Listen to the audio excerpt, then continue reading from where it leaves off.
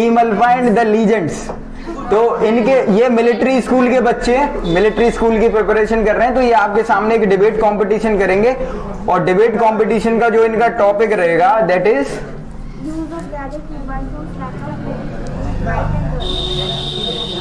Sorry use of gadgets, mobile, smartphones. Use of gadgets that is mobile phones and laptop is good और bad for the students. तो ये topic रहेगा जिसपे ये लोग debate करने वाले हैं। तो दूसरा पार्ट ये रहेगा। तीसरा पार्ट जिसमें आपको पता है कि कुछ बच्चों ने यहाँ पे बढ़िया सी स्पीच भी तैयार करी है, कुछ अपने विचार प्रस्तुत करेंगे और कुछ सॉन्ग भी प्रस्तुत करेंगे। तो तीसरा पार्ट ये हो जाएगा। फिर चौथे पार्ट में इनमें से जो भी अच्छा पार्टिसिपेट करेगा वो हमारे यहाँ जूरी बैठे हुए हैं, mister Hardeep Singh and mister Saurabh Yadav. ये उनको नंबर देंगे और बताएंगे कि कौन इसमें से बेस्ट था। हालांकि आप भी हुटिंग करके लास्ट में, अभी नहीं, आप भी हुटिंग करके बता सकते हो कि कौन बेस्ट था। ठीक है, तो हुटिंग से ही पता चल जाएगा कि किसका बेस्ट था। हुटिंग मतलब चिल्लाना, हाँ, लास्ट में। ठीक है, पर लास्ट वाले पार्ट में थोड़ा सा रिफ्रेशमेंट रहेगा, खाने की व्यवस्था की गई है, आपको पता है।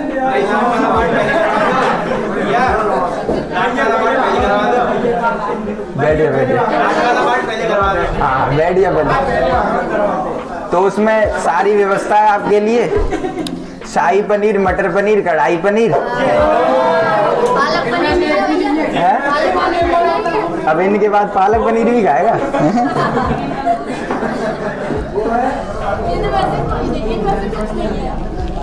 नहीं, इस बार तो है।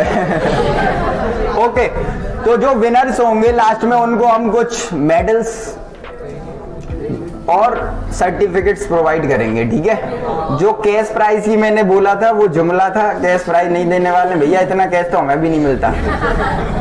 हाउस द जोश, हाउस द जोश। Thank you so much. तो आपको दिखाई दे रहा है ये जो बच्चे हैं वो 6 और 7 क्लास में पढ़ते हैं। यहीं से शुरुआत होती है कॉन्फिडेंस की। कल मैं इन सारे बच्चों से मैंने पूछा था कि कौन कौन पार्टिसिपेट करेगा, तो सब अंडर कॉन्फिडेंस थे, मुझे ये पता चला। भैया सामने बोलना या अपने विचारों को दूसरे को बताना, ये कॉन्फिडेंस के दायरे के अंदर ही आता है। और तुम्हें कॉन्फिडेंस की हर जगह जरूरत पड़ने वाली है। चाहे तुम किसी भी जगह जाना, वहां कॉन्फिडेंस की आपको जरूरत पड़ेगी। विदाउट कॉन्फिडेंस कुछ नहीं होगा। आप कितने भी टैलेंटेड हो, कितने भी टैलेंटेड, आप 11th-12th क्लास में हो, अभी से थोड़े थोड़े करके प्लेटफॉर्म पे आना स्टार्ट करो, खुद के कॉन्फिडेंस को बूस्ट करो। मैं लिख के दे रहा हूं, विदाउट कॉन्फिडेंस कुछ नहीं होगा, कुछ भी नहीं होगा। ठीक है, तो इनके लिए एक बार बहुत जोरदार तरीके से तालियां।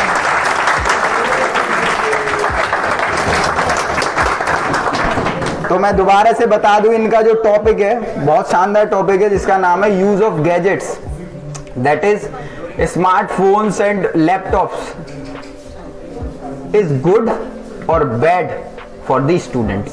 तुम्हें पता है हाल ही में जो कोविड-19 हुआ था उसकी वजह से ऑलमोस्ट सारे बच्चे स्मार्टफोन लेके घूमते हैं। अब चाहे वो 10th का ही क्यों ना हो। 12th क्लास में हमें बटन वाला फोन दिया था हमारे घर वालों ने, अब 11th-12th वाले बच्चों पे स्मार्टफोन है। उसके बहुत सारे फायदे भी हैं और बहुत सारे घाटे हैं। घाटे आप अच्छी तरीके से जानते हो, फायदे ये बच्चे बताएंगे। ठीक है, तो आपको बड़े ध्यान से सुनना है। कोई भी बच्चा अगर बात करेगा तो Good morning all of you. My name is Shambhavi Yadav. I am going to speak on topic use of gadgets, mobile phones, laptops, making student bright. Mobile phones and laptops improve students' knowledge. A mobile phone and a laptop is a good time manager and helps students get help during emergencies. Mobile phones and laptops are very helpful in studies and have helpful location apps. On mobile phones and laptops, learning goes on even when out of class and they have more portability. Mobile phones have great equipment in order to improve knowledge. In mobile phones and laptops, doubts cleared as soon as you got one. Mobile phones and laptops get to know what happens around the world. They are advisor, guider, instructor, teacher and director. They help us in communication, and mobile phones is like having the world's biggest reference library in hand. Mobile phones can be used as flashlights, calculator, and students can use in school for educational purpose. Thank you.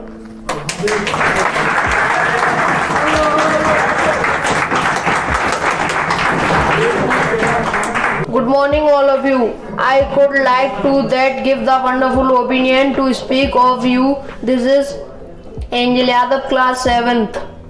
Use of gadgets, mobile phone, laptop making student bright. Electronic device may help to enhance speaking, listening and creating skin. Toddlers and preschoolers learn by listening to music or watching programs on handheld gadgets or television. This visual representation help to stimulation this sense. Playing competitive video games on electronic device help improve hand-eye coordination. Students are able to understand concepts better by using learning apps without any assistance. According to the study in 2005, the using of gadgets such as tablets is classic can contribute to improved students' performance. It also can contribute to the decrease in the number of students who perform poorly in class. Good morning all of you. My name is Harshvardhan. I study class 7th. My topic use of gadgets, mobile phones and laptops make the disadvantages.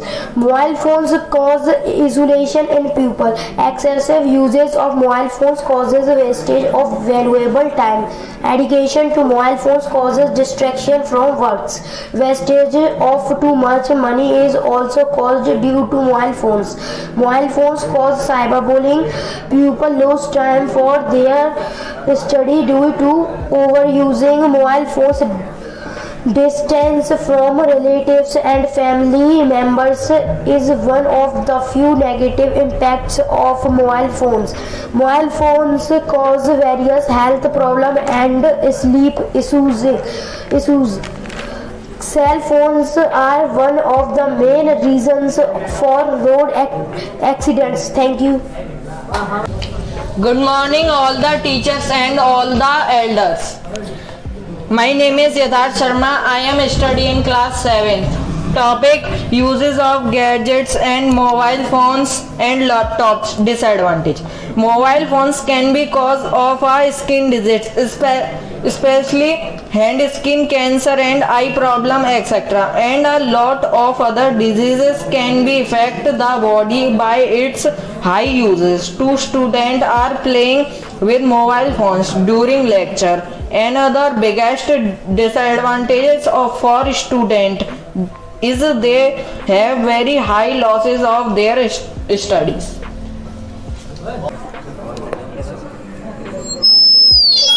क्या है यार ये?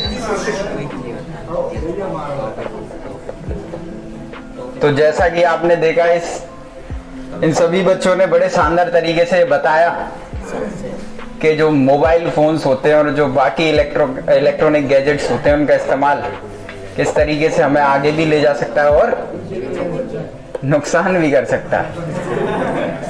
ठीक है, तो जैसे कि संभवी ने बताए थे इसके एडवांटेजेस, उसमें से काफी बढ़िया एडवांटेज ये था कि मान लो रियल टाइम का मतलब होता है किसी भी टाइम कोई भी कॉन्सेप्ट आप सीख सकते हो अगर आपके पास स्मार्टफोन है। आपको पता है कि अब तो हमारे पास बोलने की सुविधा भी है गूगल पे, तो कोई भी डाउट है आपको बोलो, उस पर तुरंत जो है उसका सॉल्यूशन आ जाता है। उसके साथ ही डिसएडवांटेज में इन्होंने बहुत बढ़िया बात बताई कि स्लीपिंग प्रॉब्लम्स हो रही हैं। फोन का एक्सेसिव यूज करने से स्लीपिंग प्रॉब्लम हो रही है, उसके साथ साथ आईज प्रॉब्लम हो रही है। तुम देखते होंगे बहुत सारे जो बच्चे हैं, पहले क्या होता था कि पहले ये होता था कि घर वाले डांटते थे कि अगर हम 9, 10 या 11 बजे तक जग जाते थे, अगर जग रहे हैं तो उस समय हमें को पढ़ाई करनी होती थी। अब तो फोन है तो उसमें बेवकूफ बना देते हैं, पीछे से बैक करके बस वो आगे लाना है तो उस पर दिखाई देने लग जाएगा वीडियो सी चल रही है, तो आराम से बेवकूफ बना देते हैं। और पूरे दिन पूरी रात कई सारे ऐसे बच्चे हैं जो अननेसेसरी एप्स का इस्तेमाल करते हैं, जैसे कि आपको पता है बीच में टिकटॉक का भी बैन हो गया, नहीं तो कई सारे जो लड़के हैं वो उनका अलग ही रूप दिखाई देने लगा था टिकटॉक। हाँ ठीक है। उसके बाद आपने देखा कि इंस्टाग्राम और फेसबुक, अब तो फेसबुक को भी पीछे छोड़ दिया इंस्टाग्राम ने, वहां पे रील्स की नौटंकी चालू हो गई है यूट्यूब पे और इंस्टाग्राम पे, अब तो उसी में भी लग जाते हैं बच्चे। हाँ उसके बाद क्या हुआ, इनको पता नहीं चलता, थोड़े इंटरटेनमेंट के लिए शुरुआत करते हैं और इसमें 1, 2, 3 घंटे कब बीत जाते हैं पता नहीं चलता, और फिर जब बीत जाते हैं फिर उनको जो होता है अरे यार 3-4 घंटे बर्बाद कर दिए। मेरे साथ भी ऐसा होता है, YouTube पे कोई एक वीडियो देखना चाहेंगे और फिर वो रिकमेंड कर देता है तुम्हारी मनपसंद की वीडियोस, चलती रहती हैं, 2-4 घंटे बर्बाद हो जाते हैं आराम से। एक और नया बवाल चालू हुआ है इसमें, स्नैपचैट करके। उसमें क्या होता है कि जो भी तुम कर रहे हो, खा रहे हो, पी रहे हो और भी कुछ कर रहे हो, उसको तुरंत डाल सकते हो, ठीक है, और उसे अब जो भी है देख सकते हैं। उसमें एक बार मैंने डाउनलोड किया था, मैं तो कुछ समझ में भी नहीं आया था तो बंद कर दिया। मैं देखता रहता हूँ कि कौन सी टेक्नोलॉजी कैसे काम कर रही है, इसलिए इन सब का इस्तेमाल करो आप, पर प्रोडक्टिव वे में। तुम लोगों को अवेयर कर सकते हो, सबसे बेहतरीन इसका एग्जाम्पल है, पर ये चीज तुम तभी कर पाओगे जब तुम थोड़े से खुद सिंसियर होगे। Good morning to all our dear friends and elder brothers are sitting here. Today I Abhi Yadav standing before you to present a speech on topic Indian Army. Indian Army is the one of the outstanding army in the world, ensuring the national security and national unity is the main focus of the Indian Army. Our army is fighting against the external threats and the internal threats, and the main main motive of the Indian Army is peace and security within the Indian borders. Except wars and battles against the terror, it also conduct the humanitarian rescue operation during the natural calamities and the other disturbances like Operation Surya. It is the major part of the Indian Army. It is the major part of the Indian national power along with the Indian Navy and the Indian Air Force. Presently, Indian Army is the second largest army in the world with active troops and 9,60,000 reserve troops. Army has its infantry modernizations operations F, INSAS. The Indian Army is also upgrading and acquiring new assets for its armed artillery and the aviation branches. At last, I would like to say that love your mother India and create the firm base of the Indian Army. Every soldier is a true patriot and is always ready to lay down his life in the service of the motherland. Thus we all salute our Indian heroes and pay homage to this supreme sacrifice which our army brothers are doing every day in their life. Thank you. काश मेरी जिंदगी में कोई सरहद की कोई शाम आए, काश मेरी जिंदगी में कोई सरहद की कोई शाम आए, काश मेरी जिंदगी मेरे वतन के काम आए। न फिक्र है मौत की और न आरजू है जन्नत की, मगर जब भी जिक्र हो शहीदों का काश मेरा भी नाम आए। सभी शिक्षागणों एवं छात्रों को मेरा नमस्कार। आज हम यहाँ एकत्रित हुए जैसे भैया ने बताया, तो मेरा विषय है भ्रष्टाचार और उस पे इंसान हम लोगों का बिहेवियर कैसा है। तो मैं शुरुआत करना चाहूंगी कि हमारा बिहेवियर भ्रष्टाचार, आप सभी जानते हैं कि हर जगह भ्रष्टाचार एक बीमारी की तरह फैलता जा रहा है। अभी कोविड-19 शुरू हुआ तो हमने देखा कि कई जगहों पे देखा जा रहा है कि कभी भ्रष्टाचार में ये लोग पकड़े जा रहे हैं, वो हो रहा है, ये हो रहा है। अब नेताओं में बहुत भ्रष्टाचार आ चुका है। अभी कुछ दिनों पहले की बात है, जब नोटबंदी हुई थी तो कई बिजनेसमैन और आम आदमियों के ऊपर भी कई सारे ब्लैक मनी निकली थी, कई जगह ब्लैक मनी निकली थी। इससे हमारे देश की बिल्कुल भी जीडीपी और वो बिल्कुल खराब हो चुकी है। हम लोग जानते हैं कि इस पर हमें इंसान भी क्या करते हैं कि ये है नहीं है, हमारा बेटा वो बन गया, IAS बन गया है, अरे थोड़ी बहुत पैसे ले ले तो कोई बात नहीं, चल जाएगा, थोड़ा बहुत पैसे ही तो ले रहा है, रिश्वत लेगा तो क्या है। ये हमारी सोच है, इंसानों की सोच है। और अगर कोई अच्छा काम कर जाए अरे हम इसमें तो बिल्कुल भी एक मास्टर बना है, क्या कर रहा है, कुछ नहीं, 50,000 कमा रहा है, नहीं पैसे ले लेता तो ठीक था ना, दे क्यों नहीं रहा पैसे, ये सोच है। अब बताओ एक कोई इंसान अपनी ईमानदारी से कुछ करे तो कर भी नहीं सकता। नेताओं का क्या है, नेताओं का हम वोट लेने आते हैं, वोट लेते समय बहुत अच्छी बातें करते हैं कि हम यहाँ पे नदियां बनवाएंगे, नदियां साफ कर देंगे, और कई जगहों पे कहते हैं कि सड़कें बनवा देंगे। पर इससे होता क्या है, जब इलेक्शन हो जाए तो उनकी नदियां बन गई, सड़कें बन गई, सब बन गया। नेताओं को क्या है, अपना काम बनता, भाड़ में जाए जनता। बस मैंने एक कविता भी लिखी है इसके ऊपर। अस्पताल हो या शमशान हर जगह लगती है कमीशन, अस्पताल हो या शमशान हर जगह लगती है कमीशन। बैंकों से चाहिए लोन या लगाना हो टेलीफोन, बैंकों से चाहिए वो लोन या लगाना हो टेलीफोन, बच सका इससे कौन। खेलों में फिक्सिंग हो या रेलों में टिकटिंग, खेलों में फिक्सिंग हो या रेलों में टिकटिंग, हर जगह है सेटिंग। एग्जामिनेशन हो या इलेक्शन, हर तरफ है करप्शन। थैंक यू एंड धन्यवाद। तो हर्षी ने हमको बताया कि करप्शन के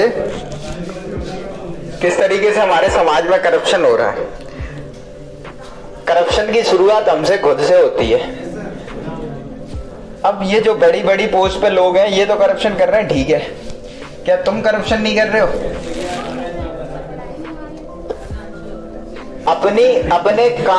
अपने काम को ईमानदारी से ना करना भी करप्शन है। घर वाले तुम्हें भेज रहे हैं पैसा खर्च करके पढ़ने के लिए और तुम बाहर लड़ रहे हो या घूम रहे हो, तो ये भी एक करप्शन है। और यही करप्शन बड़ा रूप ले लेता है आगे चल के। जब आप अपने प्रति ईमानदार रहेंगे शुरू से, तभी आप करप्शन की जो ये बीमारी है जैसा इन्होंने समझाया उसको हटा सकते हो। एक जैसे कि सेंट जॉन्स कॉलेज के गेट पे लिखा होता है, the truth shall makes you free. इसका अर्थ है कि अगर तुम सच बोलोगे ना तो एकदम फ्री फील करोगे, और झूठ बोलने के बाद जो है, झूठ से ही शुरुआत हो जाती है करप्शन की। और हमारे उत्तर प्रदेश में करप्शन के मामले में उत्तर प्रदेश पहले नंबर पे आता है बिहार के साथ। जैसा कि आपने देखा अभी हाल ही में यूपी टेट का एग्जाम जो था वो कैंसिल हो गया, यूपी टेट का ही था ना। उसका कारण यही था कि ऑनलाइन एग्जाम है तो कई सारे सेंटर्स अपने पैसे के लिए खुद को भेज देते हैं और वहां पे बच्चों के जो है चीटिंग करवा देते हैं, जिसकी वजह से जो लाखों अभ्यर्थी जिन्होंने फॉर्म भरा था, पैसे खर्च करे थे, उन्हें किराया खर्च करके सेंटर पे आए फिर वापस लौटना पड़ता है। इसमें कितना करोड़ों का नुकसान होता है। अगर जैसे कि आप समझो लाखों बच्चे पेपर देने आ रहे हैं और एक बच्चे का 100 या 150 रुपए का किराया खर्च हुआ, तो इसी में 1.5-2 करोड़ रुपए खर्च हो गए। ये किसकी इकोनॉमी है? ये भी तो भारत की है। तो ये करप्शन नहीं हुआ? ये भी तो एक तरीके का करप्शन है। तो करप्शन अगर आपको मिटाना है तो मेरे ख्याल से आपको शुरुआत खुद से करनी पड़ेगी। खुद आप अपने प्रति ईमानदार रहो, अपने परिवार के प्रति ईमानदार रहो, यहां से करप्शन हटेगा। और जैसी बात रही नेताओं की, इन्होंने बताया कि नाले बनवाने के वादे करते हैं, नाला वाला कुछ बनता नहीं है। उसका कारण यही है कि नेताओं की कोई क्वालिफिकेशन नहीं है। जैसे कि आपको पता है मजिस्ट्रेट और डिस्ट्रिक्ट मजिस्ट्रेट है और बाकी जो लोअर PCS हैं, उनके लिए इतना हाई आपने प्रोफाइल वाला एग्जाम तैयार कर रखा है, तब जाकर के वो DM वगैरह बनते हैं। और वही DM सैल्यूट ठोंकने लग जाते हैं किसको? नेता को, जो पूरी तरीके से अंगूठा छाप है। संबित पात्रा आपने सुना होगा, वो एक न्यूज चैनल में कह रहा था कि मैं यूपीएससी टॉपर हूँ 2000 सन का यूपीएससी टॉपर हूँ और 19वीं मेरी रैंक थी। एक वही चल रहा था न्यूज चैनल पे, कुछ डिबेट वगैरह चल रहा था, तो दूसरी पार्टी के बंदे ने ये पूछ लिया कि बताइए 5 ट्रिलियन में कितने जीरो होते हैं, तो ये नहीं बता पाए थे, वो यूपीएससी टॉपर है।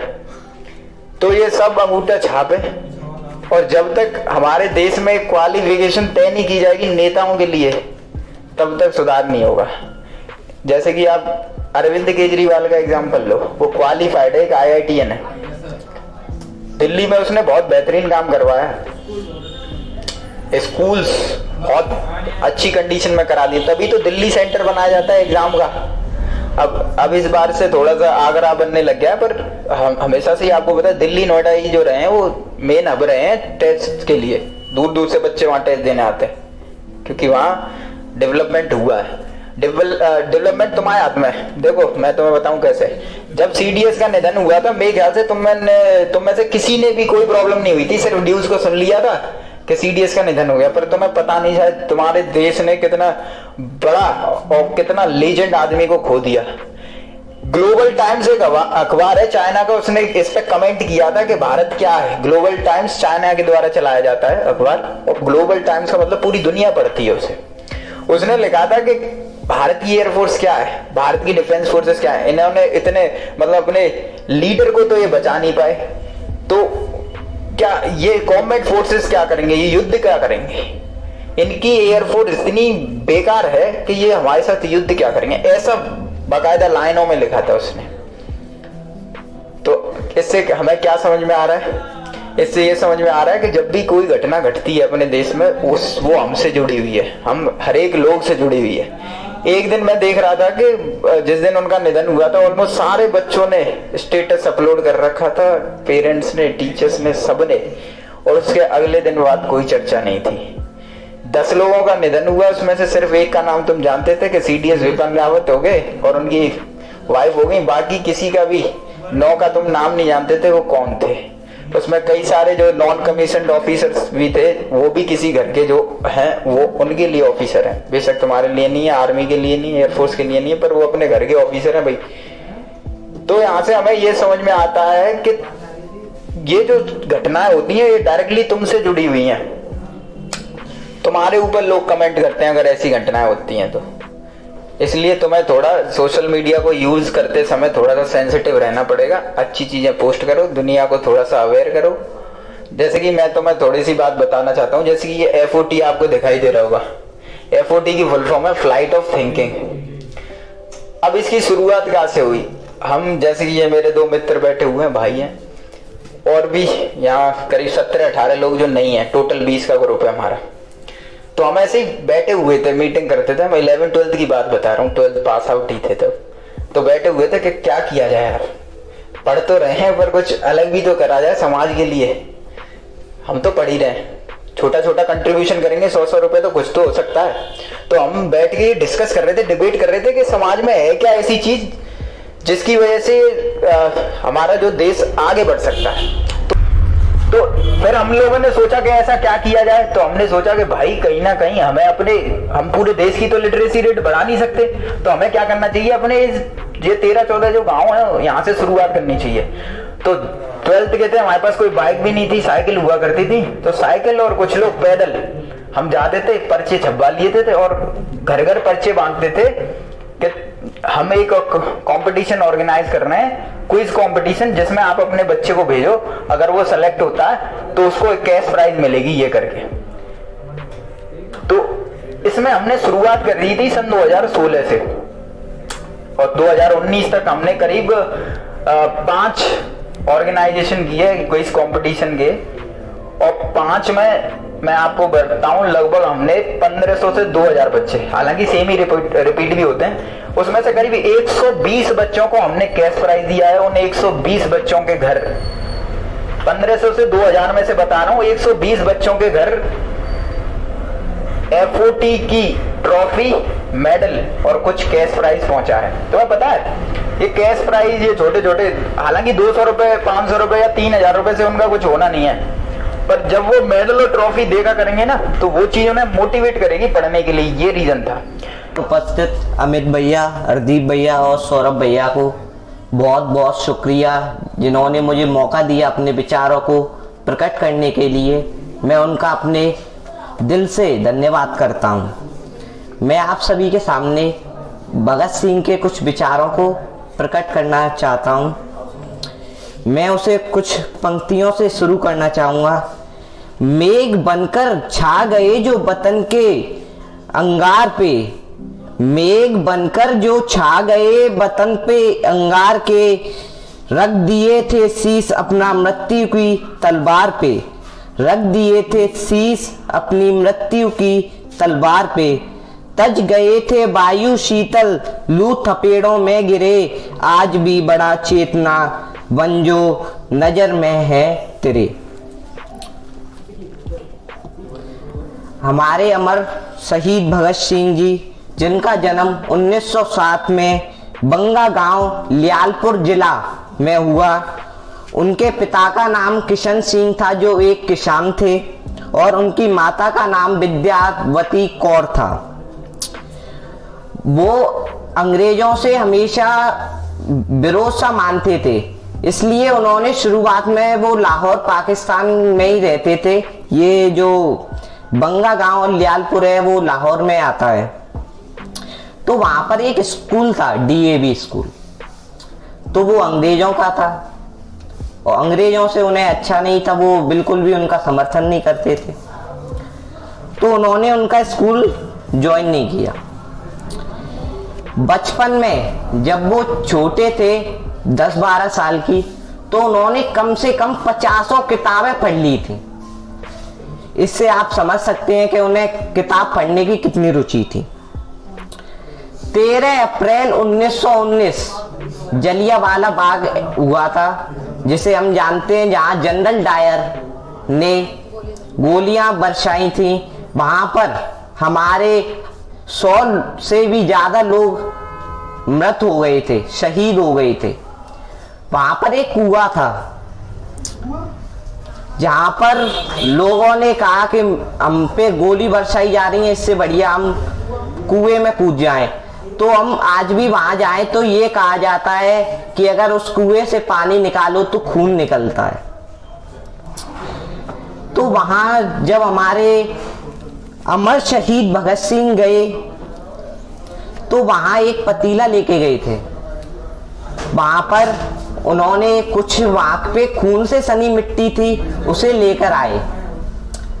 जब वो उस मिट्टी को लेकर आए तो वो बहुत सोच में थे, ये क्या कर रहे हैं ब्रिटिशर्स, हमारे देश को क्यों राज्य कर रहे हैं हमारे देश पे।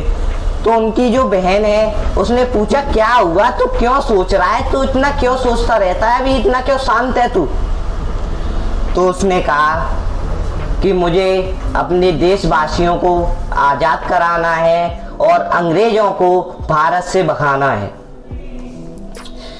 तो उनके पिता जो किसान थे वो एक दिन अपने खेत में गेहूं की फसल होती है उसके लिए गेहूं डालने गए थे उगाई के लिए। तो उन्होंने कहा कि आप इसमें पापा गेहूं क्यों डाल रहे हो। तो उन्होंने कहा कि मैं इसमें गेहूं इसलिए डाल रहा हूं क्योंकि खाने के लिए अनाज और हो जाएगा। तो उन्होंने कहा मैं इसमें अनाज की जगह बंदूक बोऊंगा, इसलिए मेरे पास बहुत बंदूकें हो जाएगी। ये विचार थे हमारे अमर शहीद भगत सिंह जी के। उसी समय गांधी जी ने असहयोग आंदोलन चलाया था। असहयोग आंदोलन वो था कि जिसमें हम जो ब्रिटिशर्स थे उनकी जो वस्तुएं थी उन्हें हम यूज नहीं करते, मीन्स उनका प्रयोग हम बिल्कुल रोक देंगे। तो वो भी प्रभावित थे कि इससे अच्छा है, चलो बढ़िया है, इस तरह से ब्रिटिशर्स को अनुभव होगा, वो भाग जाएंगे। तो उसी समय एक छोरी छोरा एक्ट था, वो हुआ कांड, चौरी चौरा एक्ट था, वो हुआ। वो 1922 में जब उनकी उम्र थी 14 वर्ष, तो वो एक अहम लीडर की तरह वहां गए तो वहां पर अंग्रेजी शराब बिक रही थी। अंग्रेजी शराब बिक रही थी तो वहां पर कम से कम 4000 लोगों की भीड़ थी। तो उन्होंने कहा कि ये अंग्रेजी शराब ब्रिटिशर्स हुकूमत की चल रही है, इसे रोको। तो उन्होंने वहां पर नारेबाजी की। उन्होंने नारेबाजी की तो वहां पर लोग दुखी हो गए। जिनकी दुकानें चल रही थी वो कह रहे थे कि ऐसे तो हमारा कारोबार ठप्प हो जाएगा। तो उन्होंने वहां पर एक वो थे वहां के जो हेड थे थाने के, उनका नाम था गुप्तेश्वर नाथ, जो वहां के पुलिस में हेड थे। तो उन्होंने उनसे डिमांड की कि इन्हें भगाओ, ये हमारा कारोबार ऐसे ठप कर देंगे। तो गुप्तेश्वर नाथ ने हवा में फायरिंग की तो लोग डर गए कि ये गोली बरसाएंगे, और उसी समय उन्होंने 2-3 लोगों को गोली से मार भी दिया, जिससे भगत सिंह के 4000 लोग थे वे और भावुक हो गए, उनका खून खौल उठने लगा। तो फिर उनकी गुप्तेश्वर नाथ की में पिस्टन में 6 गोलियां होती हैं, उन्होंने 6 बरसा दी। फिर उसके बाद उन पे एक भी गोली नहीं बची, तो उसमें 22 पुलिस वालों की उन्होंने मार दिया। इससे गांधी जी रुष्ट। उन्होंने कहा अगर ऐसे ही होता रहा तो हमारा जो असहयोग आंदोलन है वो सही नहीं रहेगा, और ब्रिटिशर से हमें गरम दल से पेश नहीं आना, नरम दल से पेश आना है। तो इसके लिए उन्होंने असहयोग आंदोलन बंद कर दिया। और जो हमारे अमर शहीद भगत सिंह थे, वहां पर एक बार रशिया में भी तभी एक एक्ट चल रहा था जिसको हम बोल्शेविक मूवमेंट कहते हैं। उससे अमर शहीद भगत सिंह जी बहुत प्रभावित थे। उन्होंने कहा कि ये सही तरीका है बोल्शेविक मूवमेंट, उसी की तरह हम लड़ेंगे, उसी से प्रभावित होकर लड़ेंगे। जब वो कॉलेज टाइम पे थे उन्होंने कम से कम 300 किताबें पढ़ ली थी। तब वो 1924 थे, 1924 सन 1924 थे, तब उनकी उम्र 17 साल थी।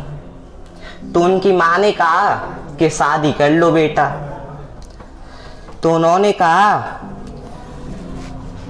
दुल्हन मेरी दुल्हन नहीं, दुल्हन मेरी दुल्हन नहीं, आजादी ही मेरी दुल्हन है। दुल्हन मेरी दुल्हन नहीं, दुल्हनी मेरी आजादी है। ऐसे शब्द थे हमारे अमर शहीद भगत सिंह जी के। 1925 में, सन 1925 में एक टकोरी कांड हुआ था, जहां पर जो ब्रिटिशर्स थे अपना जो उनका सोना वगैरह था वो जा रहा था। तो अमर शहीद भगत सिंह और उनके साथ राजगुरु सुखदेव थे, तो उन्होंने वो लूट लिया और वहां पर मार भी दिए। तो अब ब्रिटिशर्स गुस्सा हो गए कि ये तो हमारा अहित कर रहा है। तो एक बार लाठीचार्ज हुई जहां पर हमारे राम प्रसाद बिस्मिल असफाउल्ला खान, जिनको फांसी दे दी कि ये ऐसे लूट रहे हैं, ये कर रहे हैं, वो कर रहे हैं, इसके लिए उन्हें फांसी दे दी। इससे हमारे अमर शहीद भगत सिंह जी और दुखी हो गए। उन्होंने कहा कि ये तो हमारे मान्य नहीं थे, हमें आजादी दिलवाने के लिए प्रयास कर रहे थे और उन्हें मार दिया। तो उन्हें राम प्रसाद बिस्मिल की एक बात याद आ गई, सरफरोशी की तमन्ना, सरफरोशी की तमन्ना अब हमारे दिल में है। देखना है जोर कितना, देखना है जोर कितना बाजुए कातिल में है, देखना है जोर कितना बाजुए कातिल में। तो इस पर जब वो उन्हें पता चल राम प्रसाद बिस्मिल, तो उन्होंने दुख मनाया और फिर उन्होंने कहा अब तो हमें बदला लेना ही लेना है, अब कुछ भी हो जाए हम बदला लेके रहेंगे। तो उन्होंने क्या किया कि जो एक लॉ होता है, वहां पे असेंबली होती है जहां पर कानून वगैरह बनाए जाते हैं, वहां पे आदमी बैठे हुए थे। तो उन्होंने एक बम होती है, जिस बम है वो फेंकी, जिससे बस धुआं धुआं आवाज होती थी, उससे किसी को हानि नहीं होती थी। और उसके साथ साथ उन्होंने कुछ पर्चे फेंक दिए, लेकिन अगर वो चाहते तो वहां से भाग सकते थे, लेकिन वो नहीं भागे। उन्हें पकड़ लिया गया और फिर उन्होंने जोर जोर से नारे लगाए, इंकलाब जिंदाबाद, इंकलाब जिंदाबाद। फिर उन्हें अगर वो सजा देना चाहते थे, लेकिन ब्रिटिशर्स ने कहा तुम 60,000 रुपए अगर दे दो तो तुम्हें छोड़ दिया जाएगा, वरना तुम्हें फांसी हो जाएगी। तो उस पर अमर शहीद तब लाला लाजपत राय थे, तो औरों के समर्थन से उन्होंने खेत वगैरह बेच बाच कर छूट गए। तभी एक बार लाला लाजपत राय की मौत हो गई लाठी चार्ज की वजह से।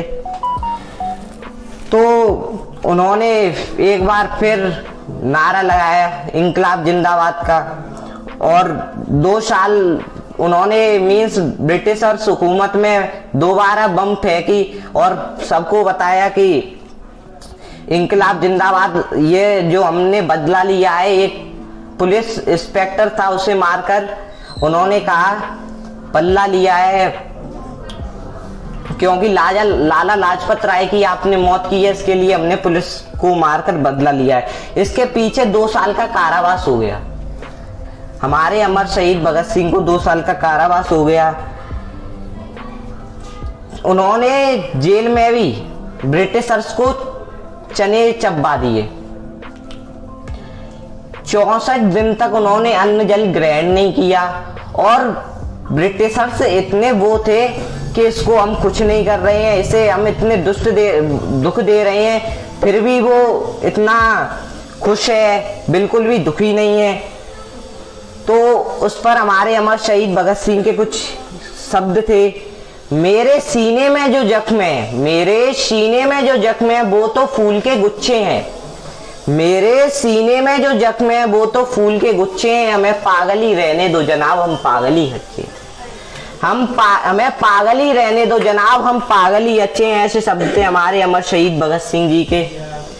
उन्होंने ये भी कहा था मैं एक ऐसा पागल हूं जो जेल में भी आजाद हूं। उन्होंने जेल में रहकर अंदर तो उन्होंने आजादी के गुणगान गाए, उसके बाद सबको बताया, पर उन्होंने बाहर भी अपने जो आजादी के आंदोलन के लिए अपने शब्द थे वो बाहर भी पहुंचाए।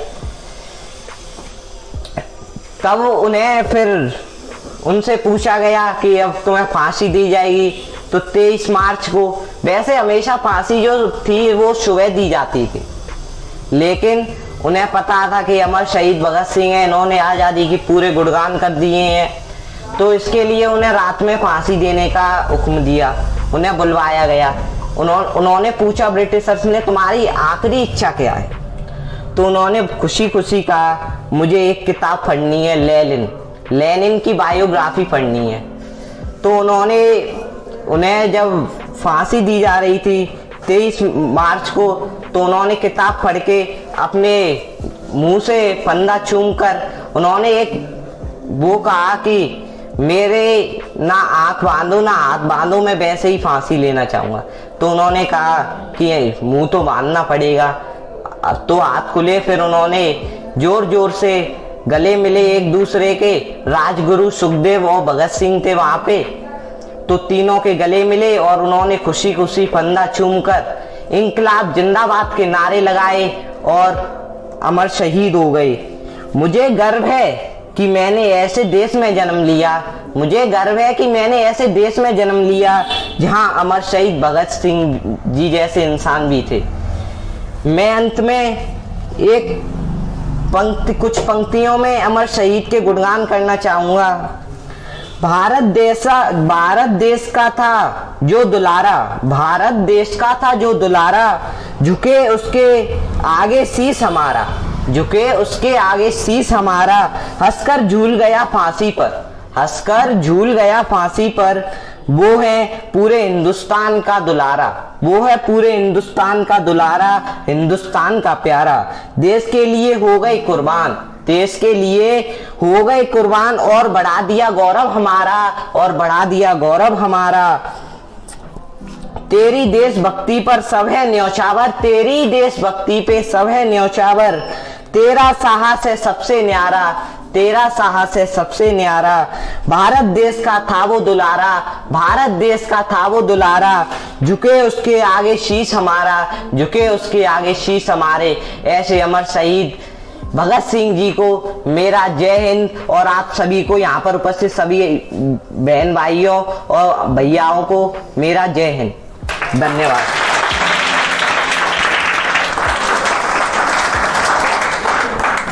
सभी अध्यापकों और छात्राओं को मेरा सुप्रभात। मेरा टॉपिक है कोविड-19।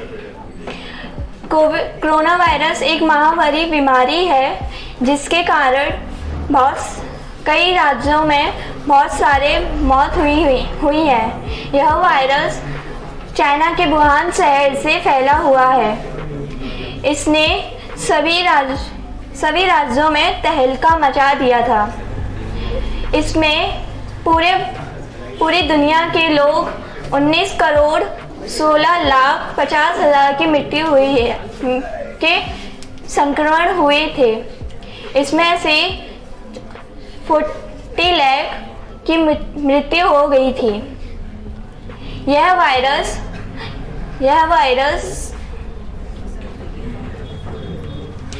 वायरस छूने अर्थात नाक से मुंह से फैलता है। इस वायरस से बचने के तरीके हैं 6 फीट दूर रहना, मास्क लगाना और हर घंटे में हाथ धोते रहना। Thank you everyone. प्रभात, नमस्कार। मैं प्रियांशु यादव। मेरा विषय है कविता। कुछ करना है तो डट कर कर, थोड़ा दुनिया से हटकर चल। लीक पर तो सब चल लेते हैं, कभी इतिहास को पलट कर चल। बिना काम के मुकाम कैसा, बिना मेहनत के दाम कैसा। जब तक ना हासिल हो मंजिल तो राह में आराम कैसा। अर्जुन सा निशाना रख, मन में ना कोई बहाना रख। लक्ष्य सामने है बस उसी पे अपना ठिकाना रख। सोच मत साकार कर, अपने कर्मों से प्यार कर। मिलेगा तेरी मेहनत का फल, किसी और का ना इंतजार कर। जो चले थे अकेले उनके पीछे आज मेले हैं, जो करते रहे इंतजार उनकी जिंदगी में हमेशा आज भी जमेले हैं। धन्यवाद। My self Nidhi Singh and मैं आपके सामने पहले कुछ लाइफ के बारे में, बचपन के बारे में कुछ लाइनें बोलना चाहूंगी। एक बचपन का जमाना था जिसमें खुशियों का खजाना था। एक बचपन का जमाना था जिसमें खुशियों का खजाना था। चाहत चांद पाने की थी पर दिल तितली का दीवाना था। खबर ना थी कुछ सुबह की, खबर ना थी कुछ सुबह की।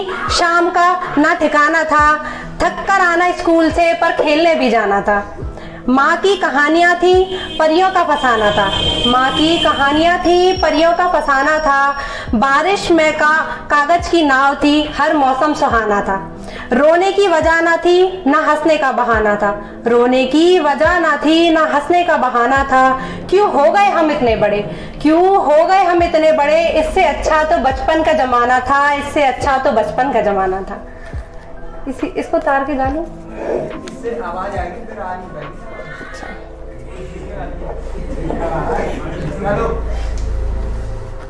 अब मैं कुछ गाना आपके सामने, कुछ लाइंस गाना चाहूंगी।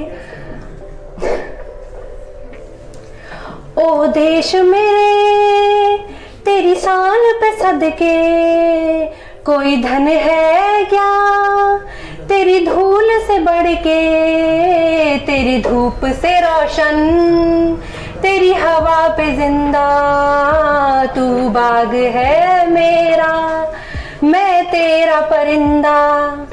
है अर्ज़ ये दीवाने की, जहाँ भोर सुहानी देखी। एक रोज वही मेरी शाम हो, कभी याद करे जो जमाना, माटी पे मर मिटे जाना। जिक्र में शामिल मेरा नाम हो। ओ देश मेरे तेरी शान पे सदके, कोई धन है क्या तेरी धूल से बढ़ के। तेरी धूप से रोशन, तेरी हवा पे जिंदा, तू बाग है मेरा, मैं तेरा परिंदा। आंचल तेरा रहे माँ, रंग बिरंगा हो ऊंचा, आसमां से हो तेरा तिरंगा। जीने की इजाजत दे दे या हुक्म शहादत दे दे, मंजूर हमें जो भी तू चुने। रेशम का हो मधुशाला या कफन सिपाही वाला, ओढ़ेंगे हम जो भी तू बुने। ओ देश मेरे तेरी शान पे सदके, कोई धन है क्या तेरी धूल से बढ़ के। तेरी धूप से रोशन, तेरी हवा पे जिंदा, तू बाग है मेरा, मैं तेरा परिंदा। Thank you.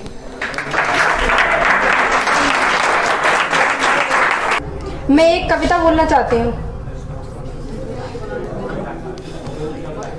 पूछ रही हूँ तुमसे मित्रों, कैसे देश विकास करेगा, कैसे होगी दूर गरीबी, कैसे भ्रष्टाचार मिटेगा।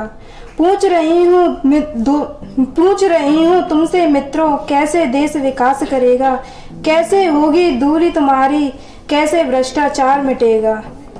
कल के भारत के निर्माता आज अभावों में पलते हैं, धनियों के घर स्वान हजारों सुख सुविधाओं में रहते हैं। भूख प्यास की धूप छाँव में कैसे तक फल फूल सकेगा।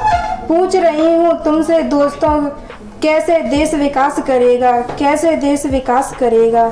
राज्य सदन से झोंपड़ियों तक ऐसे दहेज तय होता है, बदक हाट के अंदर जैसे मोल बकरियों का होता है। कोई निर्धन जनक सुता का कैसे कन्यादान करेगा। पूछ रही हूँ तुमसे मित्रों, कैसे देश विकास करेगा। गौरव करते राज डांट से दर दर ठोकर खाते पांडव, लाज लुटा करती सतियों की थानेदार खड़े मुस्कुराते। कृष्ण बनेंगे दुर्योधन तो कौन द्रौपदी लाज रखेगा। पूछ रही हूँ तुमसे मित्रों, कैसे देश विकास करेगा। राम राज को लाने वाले चाल दशानन की चलते हैं, करते हैं अपराध भयंकर, बात पुरातन की करते हैं। बन जाए यदि राम दशानन, कौन निशाचर नाश करेगा। पूछ रही हूँ तुमसे मित्रों, कैसे देश विकास करेगा। घर उजाड़ दीन दुखियों का अपने महल बनाने वाले, रक्त चूस कर रक्तहीन का अपना उदर बढ़ाने वाले। मानव कर दे माफ वदे ही, माफ नहीं भगवान करेगा। पूछ रही हूँ तुमसे मित्रों, कैसे देश विकास करेगा, कैसे होगी दूरी तुम्हारी, कैसे भ्रष्टाचार मिटेगा। Thank you. ज़्यादा समय नहीं लेंगे क्योंकि हमारे पास वैसे ही बहुत टाइम हो चुका है, तो हम अपनी बात को जल्दी से यहाँ पर ख़त्म करेंगे। बिल्कुल बिल्कुल बहुत जल्दी करेंगे। तो यहाँ पर मैं अच्छा, तो एक क्वेश्चन मैं आप सभी से पूछना चाहता हूँ। यहाँ पर ऐसे बच्चे हाथ खड़ा करेंगे जो ये सोचते हैं कि हम ऑफिसर बनेंगे और अपने लाइफ में क्या कर पाएंगे, एक बहुत ही अपने देश का और अपने एक फैमिली बैकग्राउंड का नाम एक लंबे समय तक आगे लेके जाएंगे। अच्छा, कितने बच्चे ऐसे हैं जो ऑफिसर बनने के लिए सोचते हैं और जो या फिर ऑफिसर या फिर IIT क्रैक करना चाहते हो या नीट क्रैक करना चाहते हो या कोई बिजनेस करना चाहते हो, जिससे आपके लिए क्या हो, अपने बैकग्राउंड का आप जो तुम्हारा घर का एक तरीके से फैमिली बैकग्राउंड है उसे आगे लेके जाओ। अच्छा, हाथ खड़े करो।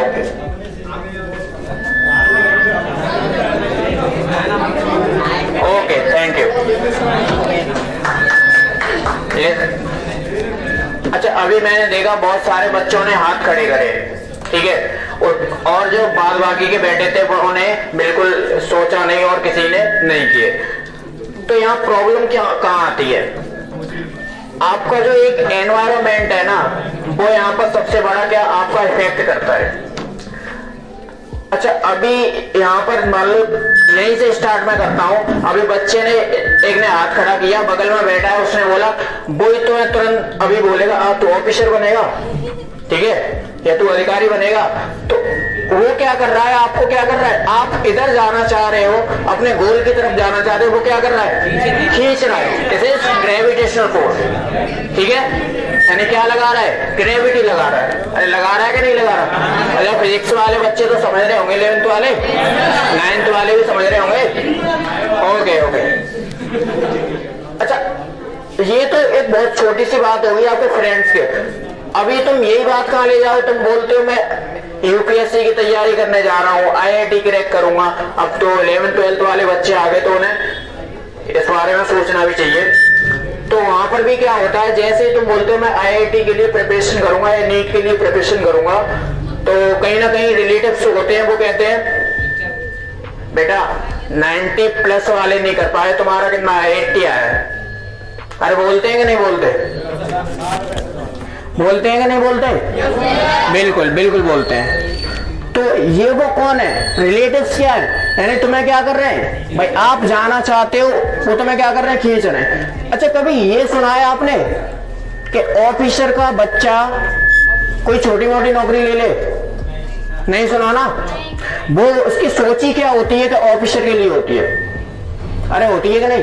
अच्छा, एक ऑफिसर आईएएस है, वो कहेगा कि तू कांस्टेबल बन जा, वो कहेगा मैं कांस्टेबल हूंगा, क्या वो बनने देगा उसे, नहीं बनने देगा।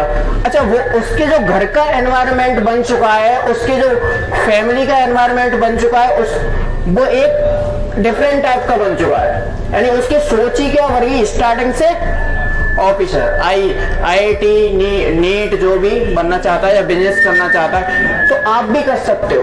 बट प्रॉब्लम कहाँ आती है कि जो हम गांव से रिलेट करते हैं, ऑलमोस्ट सभी ये गांव से ही करते होंगे, और टूला भी कोई बहुत बड़ा वो नहीं है अभी, वहां सब जो सोच है क्या है, गांव से ही है।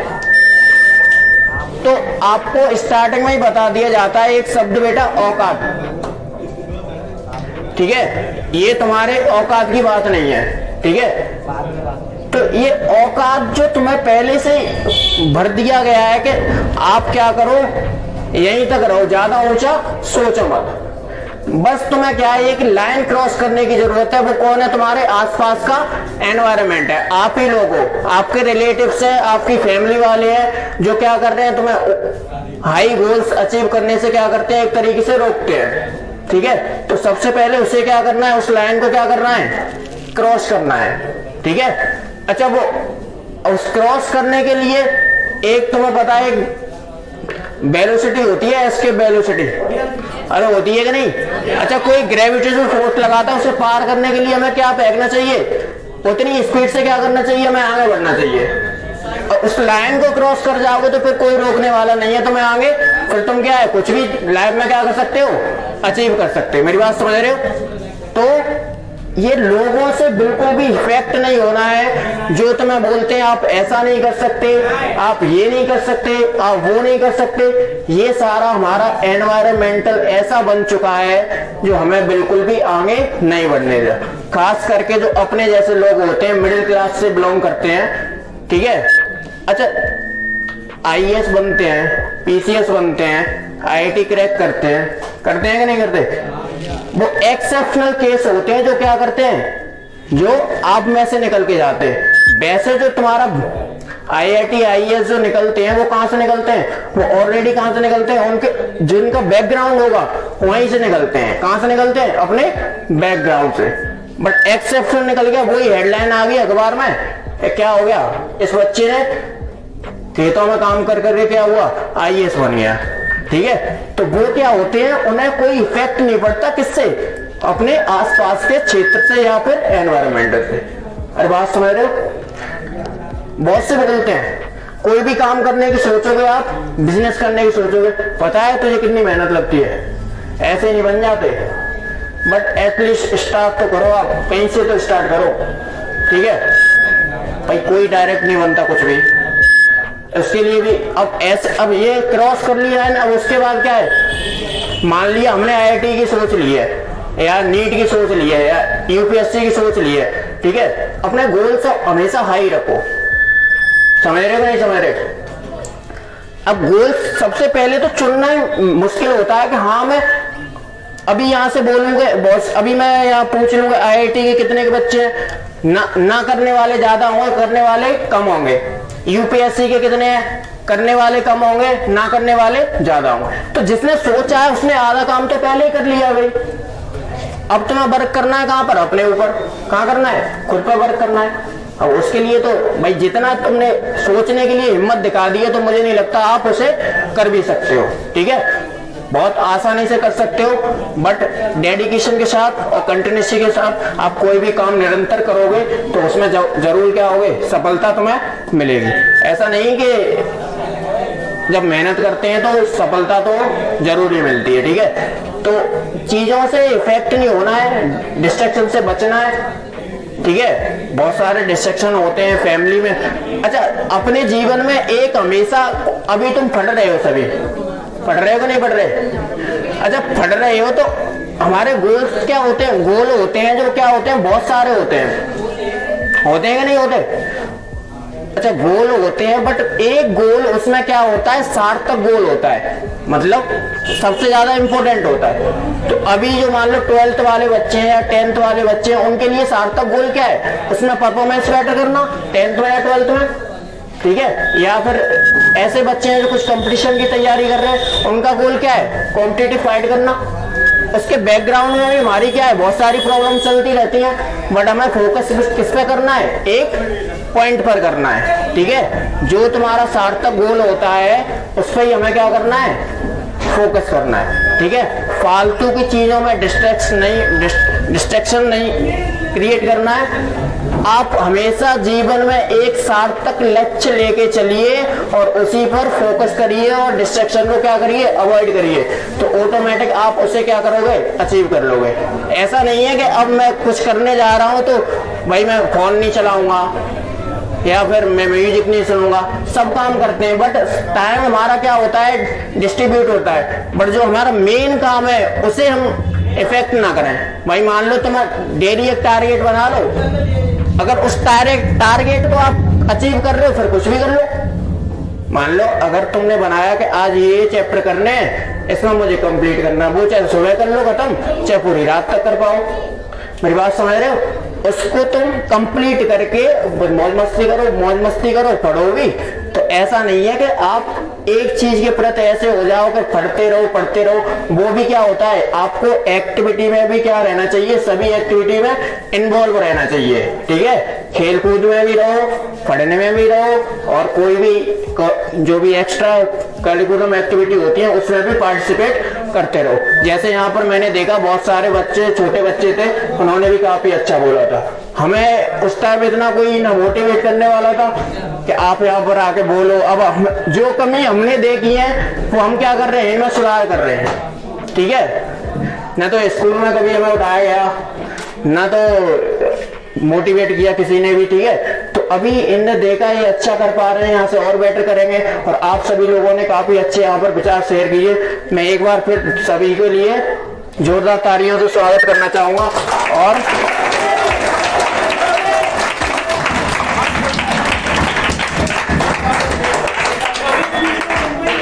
और यहाँ पर थैंक यू अगेन, और इसी के साथ हम यहाँ पर खत्म करते हैं अपनी बात को।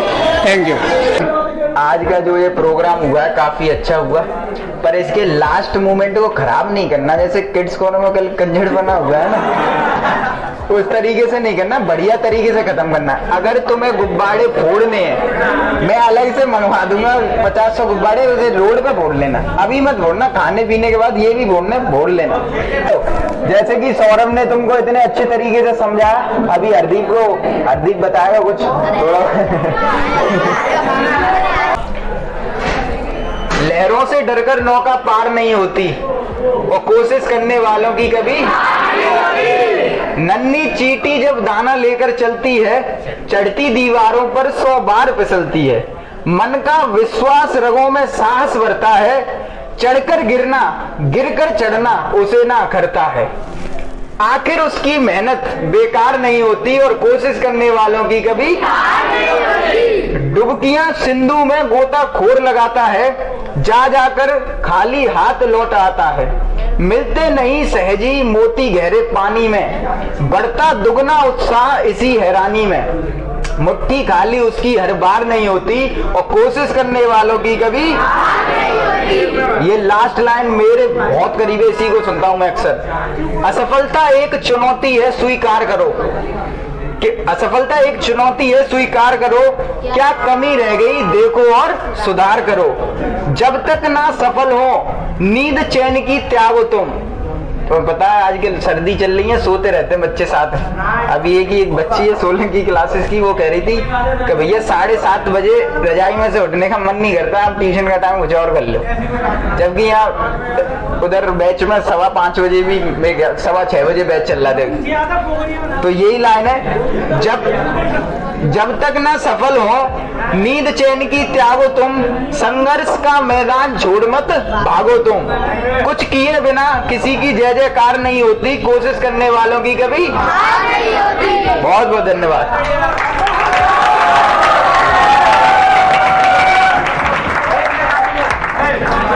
भैया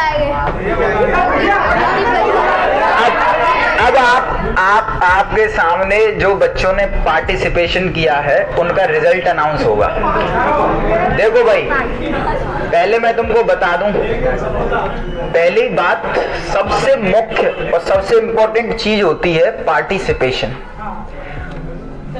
तुमसे ये नहीं पूछा जाएगा कभी, तुम कोई इंटरव्यू देने जाओगे कि आप क्या जीते हो, आपसे पूछा जाएगा किस में आपने पार्टिसिपेट किया है।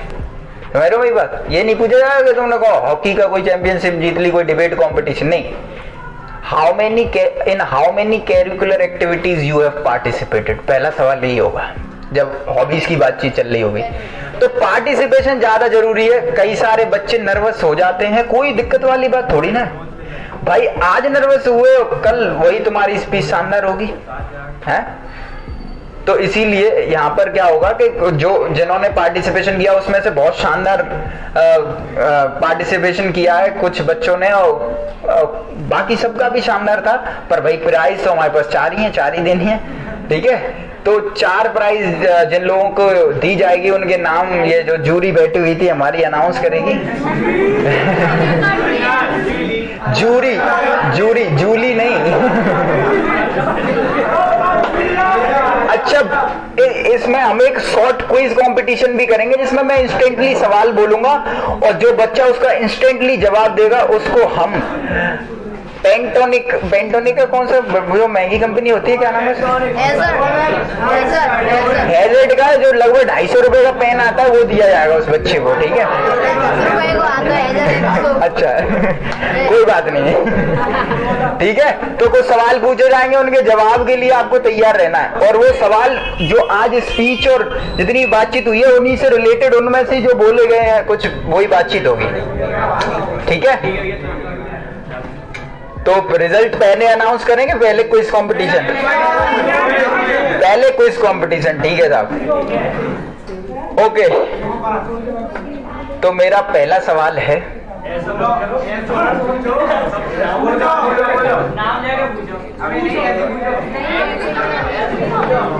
मैं सिर्फ 10th क्लास बच्चों से क्लास वाइज पूछेंगे। 10th क्लास के बच्चों से पूछ रहा हूँ, किसी अदर ने जवाब दिया तो वो कान पकड़ के खड़ा कर दिया जाएगा बीच में। 10th क्लास के बच्चे मुझे बताएंगे कि कारगिल का युद्ध कौन सी सन में हुआ था, बताओ बेटा।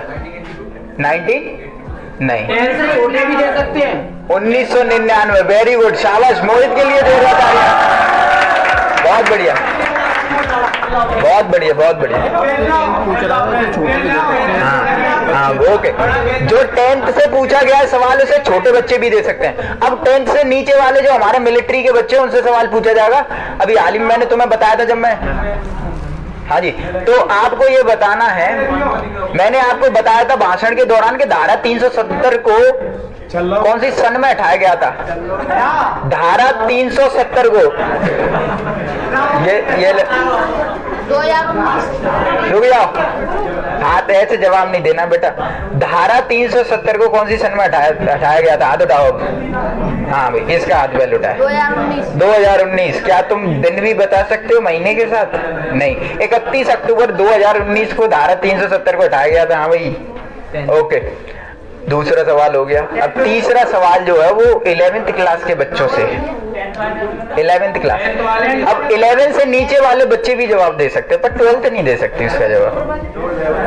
अभी हाल ही में 11th क्लास के बच्चे बताएंगे, अभी हाल ही में कोरोना वायरस का नया वेरिएंट आया, उसका नाम क्या है?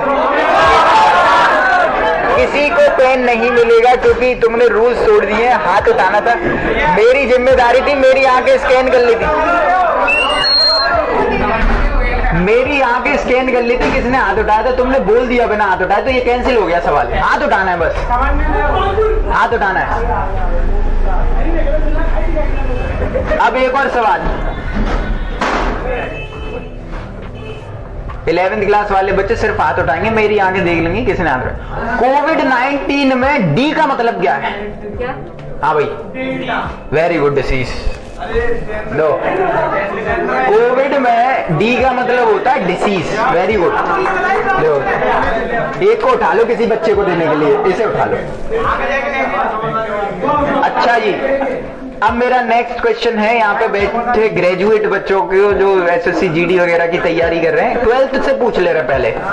12th से, 12th क्लास वाले बच्चे जवाब देंगे। मनरेगा की फुल फॉर्म क्या है? मनरेगा की फुल, वहां रुक जाओ, इसको ऐसे थोड़ी ना, ये डिसिप्लिन है छोटे बच्चे। हाँ, तो बताओ, अब बताओ क्या होता है। अब इसके अलावा कोई? हाँ जी, कैंसिल हो तुम, बोलना मत, तुमने फोन इस्तेमाल किया है। अब ये जवाब इसका कोई भी कंसीडर नहीं किया जाएगा। हाँ भाई, और हाँ भाई, गलत है। हाँ भाई, अनुराग ने सही बताया, महात्मा गांधी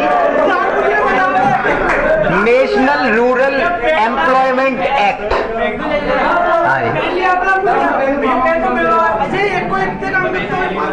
अब जो सवाल है वो जा रहा है सभी के लिए, पर पहला मौका दिया जाएगा ये जो ग्रेजुएट बच्चे बैठे हुए हैं। बोला उसने था। आप बताएं, ग्रेजुएट बच्चे जो बताएंगे कि RTI की फुल फॉर्म क्या है?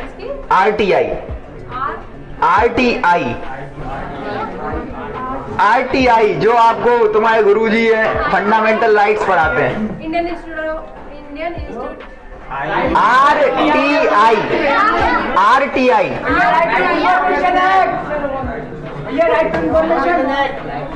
रुक जाओ, हाथ उठाने, बोलने वाले को नहीं जवाब दिए। हाँ भाई, राइट टू इंफॉर्मेशन है क्या? Very good. क्या तुम ये बता पाओगे कि RTI कब आया था, किस सन में आया था? वेरी गुड, इन दोनों को दो।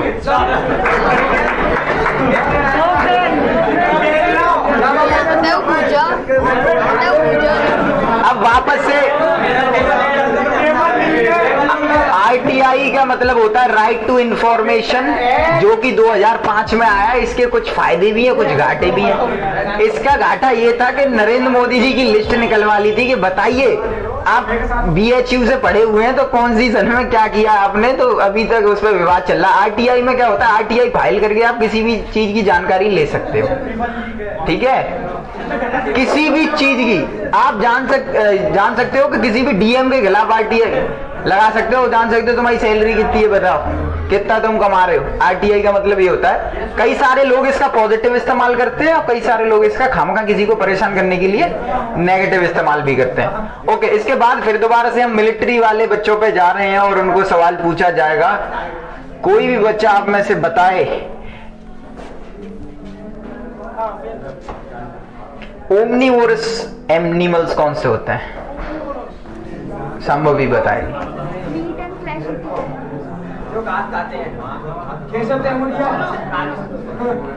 गलत, तुम बताओ। जो मीट भी खाते हैं और घास भी खाते हैं। हाँ ठीक है, बहुत बढ़िया।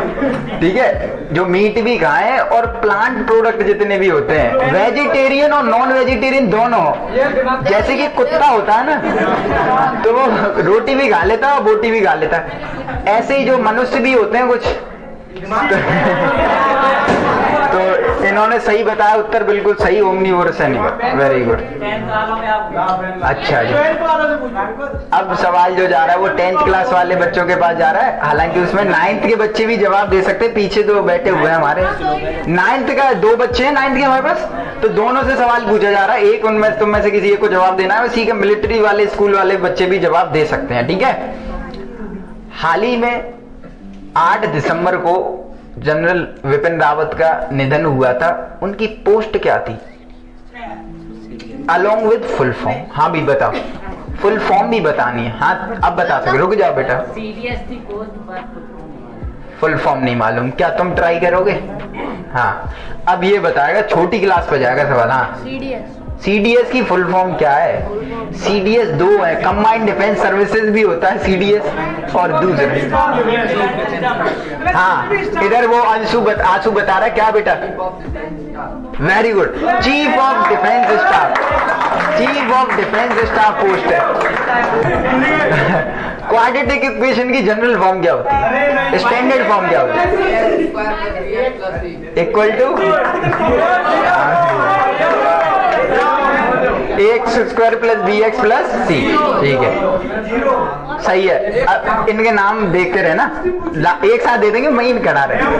इसके बाद क्लास 11th वाले बच्चे, क्लास 11th वाले बच्चे, गुरुजी कोई सवाल पूछिए इनसे। अच्छा हो गया। अच्छा बेटा, ये तुम मेरे को बताओगे, अभी तुम्हारा चैप्टर चल रहा है कोनिक सेक्शन, तो कोनिक सेक्शन में कौन से 4 फिगर के बारे में स्टडी करते हैं 11th क्लास वाले बच्चे? हाँ जी बताओ। रुक जाओ, ऐसे जवाब नहीं देना है। इसका हाथ सबसे पहले उठा था, उसके बाद प्रियांशु का भी उठा, दोनों को मौका देंगे, पहले इसको मौका देंगे। ठीक है, इन्होंने गलती क्या की है ये तुम बताओ।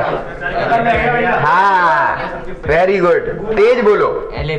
Ellipse. It is not eclipse. It is ellipse. उसको भी दो, उसको भी। Now we are moving to 12th class.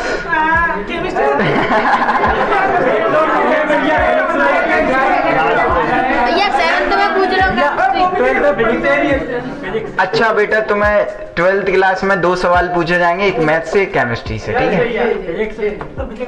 तुम बताओगे। पहला केमिस्ट्री से सवाल है, रिडॉक्स कपल किसे कहते हैं? रिडॉक्स कपल किसे कहते हैं? बताओ, कोई बच्चा हाथ उठा के बताना चाहेगा रिडॉक्स कपल? अब तुम्हें सिर्फ कपल समझ में आ रहा होगा, रिडॉक्स का आगे ध्यान दो। देखो इस बच्चे को पता है, ये थोड़ा सा बताएगा, सुन लीजिए हराम खोरो। हाँ वो तो रिडॉक्स रिएक्शन होती है, मैं रिडॉक्स कपल पूछ रहा हूँ। चलो क्वेश्चन फ्लिप कर दे रहे हैं, क्वेश्चन फ्लिप कर देना है। ओके फ्लिप कर दे रहे हैं, फ्लिप कर दे रहे हैं, क्वेश्चन बदल दे रहे हैं। हाँ क्वेश्चन पूछ रहा हूँ, बढ़िया सा सवाल पूछ। अच्छा कोई बच्चा मुझे आप में से बताए कि वोल्टामीटर और हाँ वोल्टामीटर और गैल्वेनोमीटर में क्या डिफरेंस है? ऐसे नहीं बताना।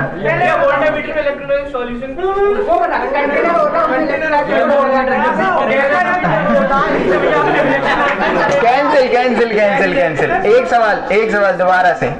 तुम यार बिल्कुल मूर्ख हो, तुम्हारे सामने तुम्हारे जूनियर बैठे हुए हैं और तुम्हें डिसिप्लिन नहीं। इलेक्ट्रोलाइसिस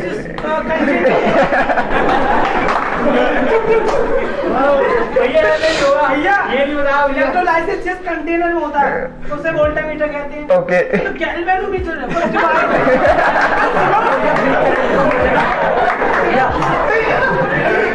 अबे गैल्वेनोमीटर सुन लो। हाँ गैल्वेनोमीटर क्या है? क्या है गैल्वेनोमीटर? छोटे से छोटे काम को एक्शन में डाल देता। Very good very good very good very good very good very good. ऐसे नहीं रहते बेटा, ऐसे नहीं। Now next question from mathematics. No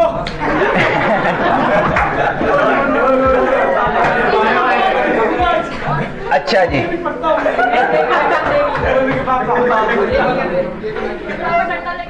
तो पूछूं मैं सवाल तुमसे?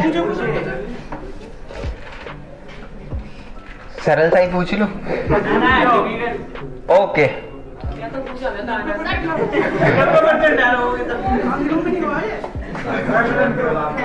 पूछ रहा हूँ, एक सेकेंड।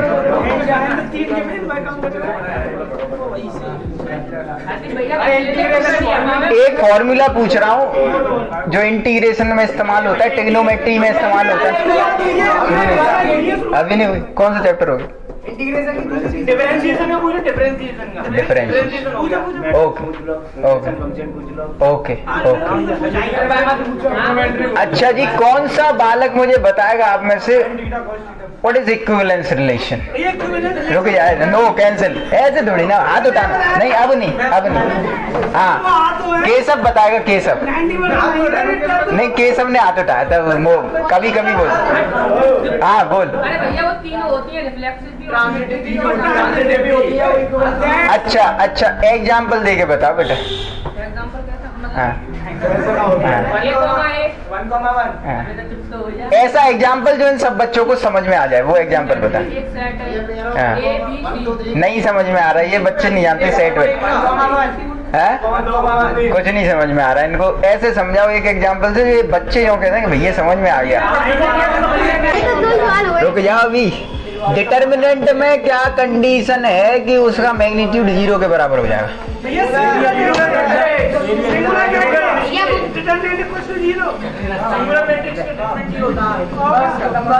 ठीक है ठीक है, वेरी गुड। तो इनमें से मेरे ख्याल से इसने दिया है, प्रांकुल ने। तुम्हें तो मिल चुका है ना, यहाँ पे भी हम तरफ। प्रांकुल को नहीं मिला, प्रांकुल को दे दो, सौरभ दे दो। ओके ओके, आप खत्म करें। ओके, चालू रखे, पेन भी बहुत है। एक लास्ट क्वेश्चन सबसे पूछा जाएगा, कोई भी जवाब दे सकता है उसका। फिजिक्स से तो रह फिजिक्स का रहेगा? अरे गुरु, अरे फिजिक्स का गुरु नहीं है। 11th क्लास को फिजिक्स का सवाल पूछा जा रहा है, ठीक है? ओके, तो आपको ये बताना है, जैसे कि ये अर्थ है, मान लो एक गोला है, और अर्थ के डायामीटर में मैंने एक छेद कर दिया है पाइप से पूरी पृथ्वी में। तो मैं इधर से एक बॉल फेंकी है मैंने ऊपर से, तो वो बॉल सेंटर में आके रुक जाएगी या नहीं रुकेगी? रुक जा। हाँ बस, घूमती रहेगी इधर उधर। क्यों क्यों? उधर से ग्रेविटी लगेगी। देखो, तुम्हें सिर्फ ये बताना था कि रुकनी है या नहीं रुकनी है। नहीं रुकेगी, उसका अब रीजन बताओ क्यों नहीं रुकेगी? क्यों नहीं? नाम बुझाता हूँ क्या है? ठीक है, सही जवाब है इसका। तुम्हें पता है कि सेंटर ऑफ ग्रेविटी क्या हो जाती है? 0 हो जाती है। 0 मतलब वो वहां पे कोई चीज रुक जानी चाहिए, पर होता क्या है कि वो ऊपर से चली आ रही है, तो उसमें मैकेनिकल फोर्स लगा हुआ है, तो वो मैकेनिकल फोर्स के कारण उस ग्रेविटी को पार कर जाएगी, नीचे की तरफ चली जाएगी। ठीक है कि नहीं? तो इसने सही जवाब दिया कि रुकेगी नहीं, उस जगह रुक नहीं जाएगी। तो बिल्कुल सही जवाब था इनका।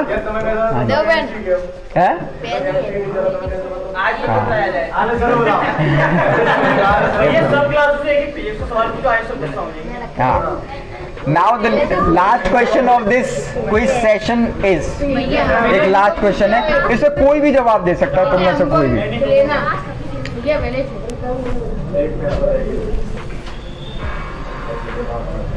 देखो, अभी हाल ही में जब धारा 370 जम्मू कश्मीर से हटी, तो उसको दोबारा से सेटअप किया गया, उसकी यूनियन टेरिटरी बनाई गई, ठीक है, अलग अलग। तो आपको जवाब ये देना है, सवाल थोड़ा विस्तार से, आपको ये जवाब देना है कि कौन सी 2 यूनियन टेरिटरी बनी और किस एक्ट के थ्रू बनी। एक्ट का नाम और कौन सी 2 यूनियन टेरिटरी बनी है, ये लाख के सवाल है भैया। आउट ऑफ सिलेबस नहीं है। मैं फिर कह रहा हूं, जो भी घटना तुम्हारे देश में घट रही है वो तुमसे रिलेटेड है डायरेक्टली। ये जम्मू कश्मीर वाला जो मुद्दा है वो तुमसे रिलेटेड है, ठीक है। हाँ भाई, इधर से कोई बताएगा कोई? अंडमान निकोबार पिटेगी, अंडमान निकोबार। जम्मू कश्मीर में यूनियन टेरिटरी का नाम जम्मू कश्मीर और लद्दाख, और जो एक्ट था उसका नाम था the Jammu and Kashmir reorganisation act 2019, ठीक है साहब। तो कोई जवाब नहीं दे पाया, इसका मतलब थोड़ा सा करंट अफेयर में आप वीक हो, मुझसे भी ज्यादा। एक और वेरी गुड, ताली बजाना भैया, ताली तो बजाइए। चलो बैठ, बाद में मेडल बना दिया, एक ट्रॉफी दे दी। अब मैं दूसरा विनर का नाम बता रहा हूँ। 3 है 3।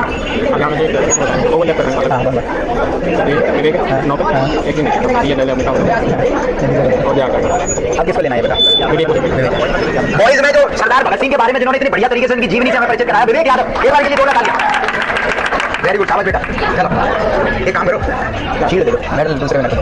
इसमें पास और मेडल बात में कहाँ फोटो वाले ग्राफर कहाँ है? फोटो आ जाओ, फ्रेम में आ जाओ। चलो बहुत बढ़िया सिर्फ ये ठीक है हमेशा। चलो बैठ जाओ। अब एक मेडल दे, 4 मेडल, एक मेडल देखिए जो मेडल और नहीं है उसमें। देख मेडल मैं जो लाया ना ये इसमें, अरे ये जो है पेन भी दे रहे हैं। अब देखिए कौन है नेक्स्ट है मेरी तो जो नेक्स्ट हमारे विनर है वो है निधि सिंह, जिन्होंने बहुत अच्छी तरीके से गाना सुनाया। हालांकि इस माइक पर गाना बहुत बड़ी बात है, और इतनी अच्छी तरीके से कविता करके भी कुछ सुनाई थी, तो काफी अच्छा प्रदर्शन था। एक बार के लिए लोग तालियां भैया, ऐसी होती है तालियां, जोर से बजाओ, हम बोलो।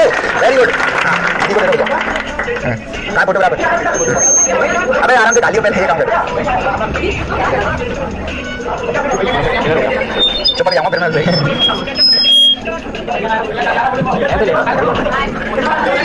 ओके नेक्स्ट विनर, नेक्स्ट यहां पर क्या रहेगा?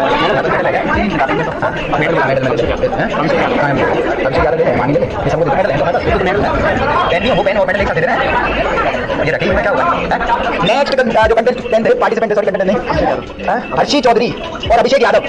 हर्षी ने भी काफी अच्छे तरीके से यहाँ पर बताया कि करप्शन क्या होता है। हालांकि उन्होंने नाले को नदी बोल दिया था पर बहुत बढ़िया था बेटा।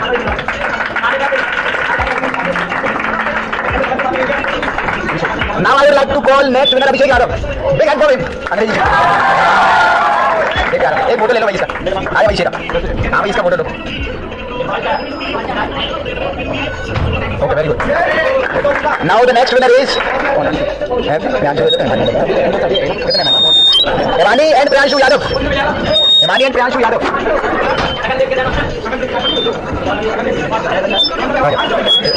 सौरभ नाम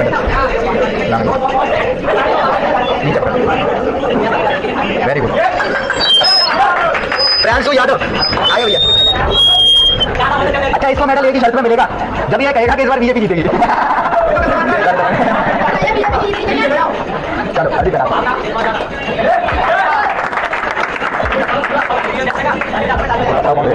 ज्योति और जो लीजेंड वॉइस में जो है हमारे ज्योति एंड लीजेंड वॉइस में से उनके जो लीडर है वो आ जाए, हर्षवर्धन भैया ताज भी आ जाए। अरे रुक जाए, 4 बजे खत्म है बताए कितने हो गए, सब देखते हो चलो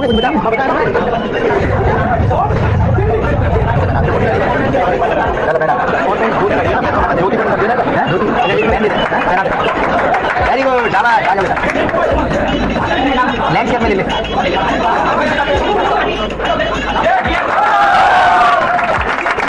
ठीक है दूसरा भी जीता रहे। ज्योति आज में ज्योति पेन और दे दो, 2 दे दे।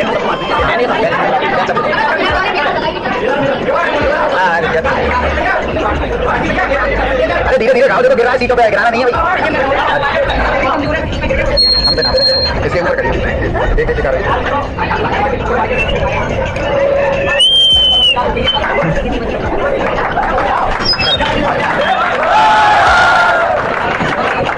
ठीक है। आप जो सभी लोग हैं अभी सबको मिलेगा। तुमने ले लिया अपना। अब ये भैया तुम्हें पेन देंगे तभी वो अपनी जगह पर रहो। जो जा रहे हो देखिए कौन है। हाँ भाई, इधर पीछे जो हमारे कार्यकर्ता हैं ये 6-7 लोग हैं 10 क्लास वाले। आपका बहुत बहुत शुक्रिया सभी बच्चों को। नाम ले रहा हूँ मैं। अंशुल, मोहित, मोनू ठाकुर, मोहित, विशेष, दीपांजलि, गौरी, आशीष, थैंक यू सो मच, अनुराग, विराट, सकते रखा होगा विराट। थैंक यू भाई, सभी लोगों को बहुत बहुत धन्यवाद। मिलेंगे तसल्ली रखो। पहले तुम अपने लिए खाने के लिए तो ले लो। हमारे 3 खत्म हो गया। डिस्ट्रीब्यूट कौन करता था? तुम यार लास्ट में धमाल बना दिखा दिया। कोई बात नहीं, अभी मारेंगे तुम्हारे दोबारा।